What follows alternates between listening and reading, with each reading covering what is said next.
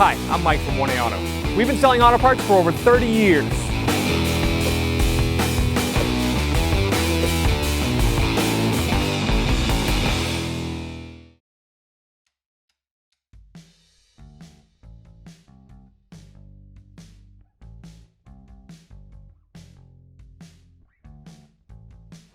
We want to change the spark plugs on this vehicle.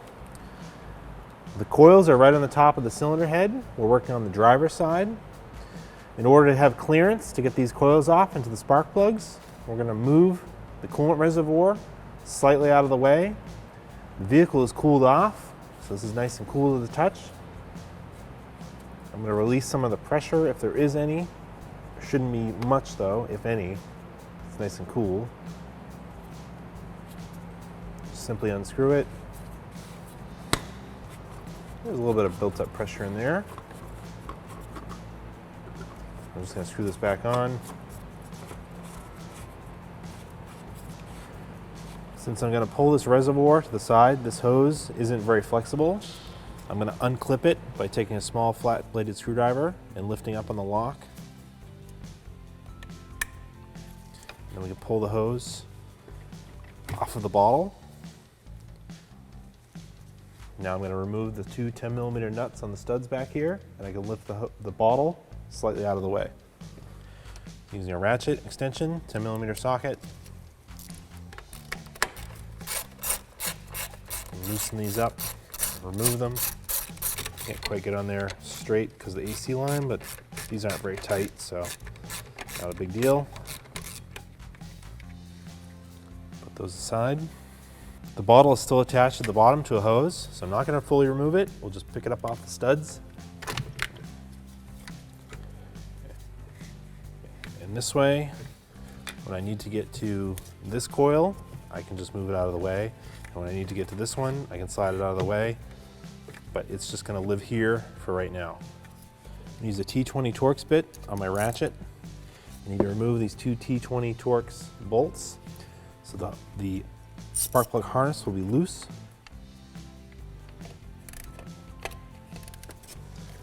These shouldn't be in there very tight. Loose here. See, I can move this bottle around as needed.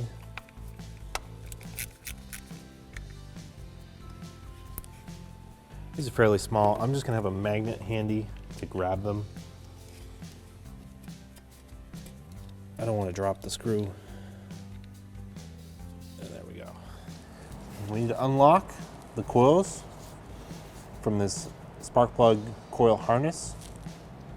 There's locks here. I'm going to use a small flat-bladed screwdriver, and I'm going to lift up.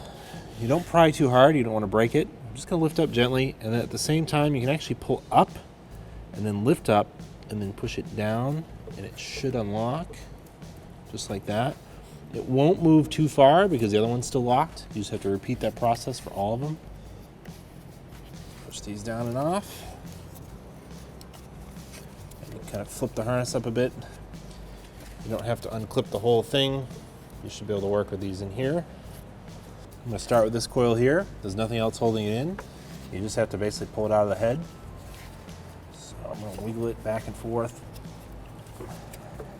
If it doesn't want to come free easily, use a small pry bar, pry up on the bottom of the coil, just like that. Get out of the way of the harness. So that's the first one. We'll put that right aside. I'm using a 5/8 spark plug socket and an extension.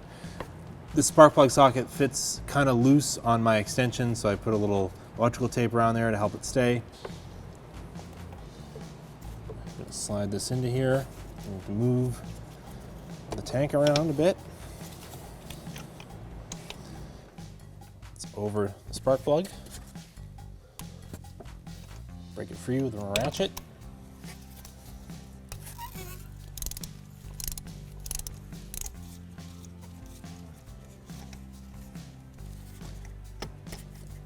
Out by the bottle. So our spark plug socket has a rubber grommet in here, which is what holds the spark plug in, allows you to pull it out without it falling. I'm just going to replace these one at a time. I've got the new spark plug on there. Slide it down into the opening. Move the ball around. Find the opening. I might go backwards a little bit. It'll find the threads. And then I'll thread it in by hand. I don't want to cross thread it. It should thread down nice and easy, which it does. Torque for these plugs is 30 Newton meters or 22 foot-pounds. Once it clicks, you've reached the torque and you're all done. Remove the spark plug, socket, and extension. Reinstall your coil pack. Repeat these steps for the other 2 spark plugs on this bank. You may need to move the ball around to get your extension in there. Otherwise, it's the same exact procedure. Plug the spark plug harness back in.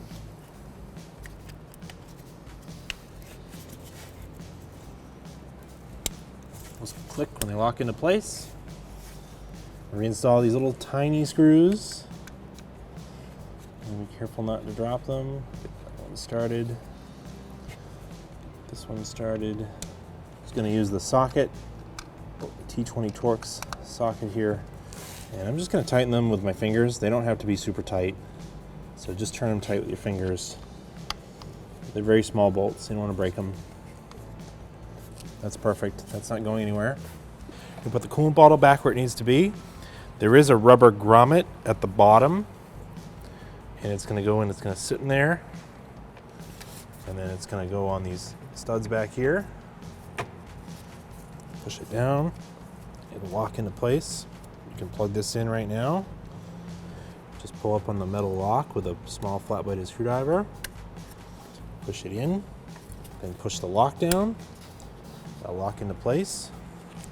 Now reinstall these 10mm nuts that have the big washers on them.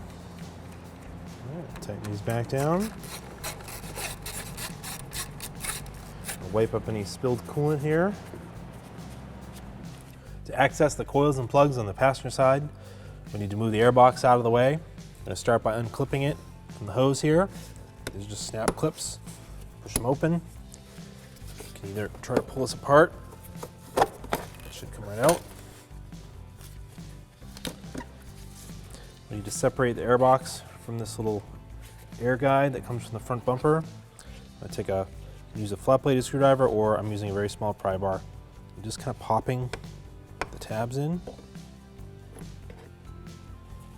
Pull it apart. I'll begin to separate that.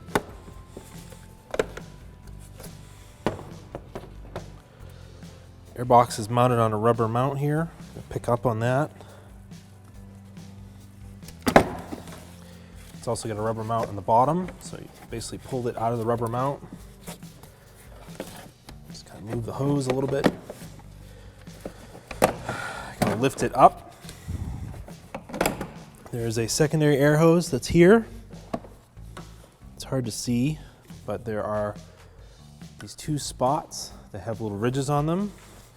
You're trying to squeeze them together, and then at the same time wiggle the hose away from the box, just like that. Now the air box, there's the rubber mount it was sitting on. There's a second rubber mount, so there's actually 2. Put those back on there.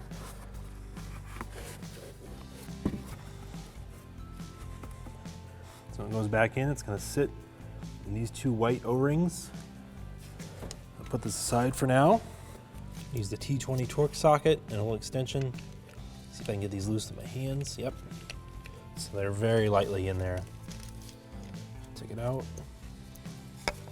Same for both. Disconnect these just like the other side. So again, this will be just like the other side.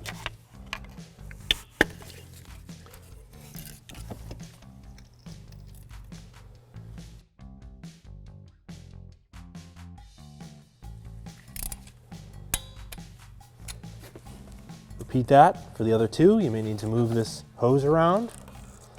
but the procedure will be exactly the same.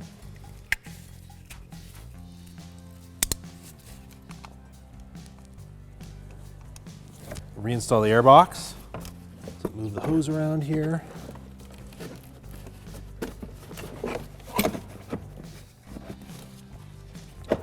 Before I get too far with it, hook this hose back up.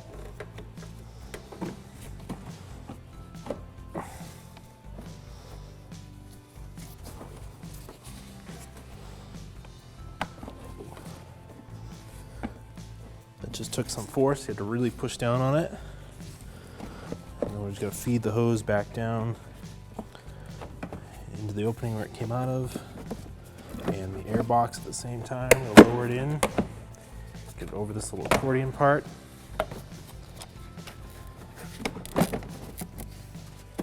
at the same time, this is going to sit over here. I also need to get air box onto those two pins that are down there. This needs to go way over, so I'm going to lift up this intake hose, slide the air box in. Get it kind of lined up where I want it.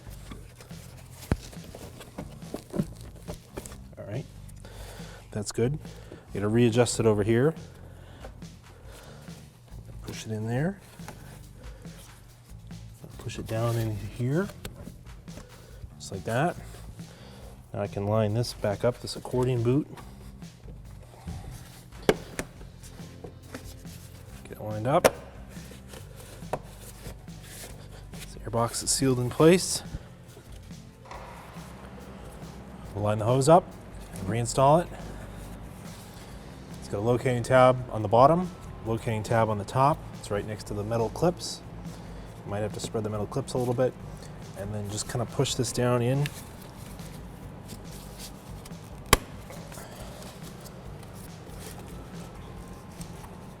I think just the O-ring is new and it's tight. That's installed. Thanks for watching. Visit us at oneauto.com for quality auto parts, fast and free shipping, and the best customer service in the industry.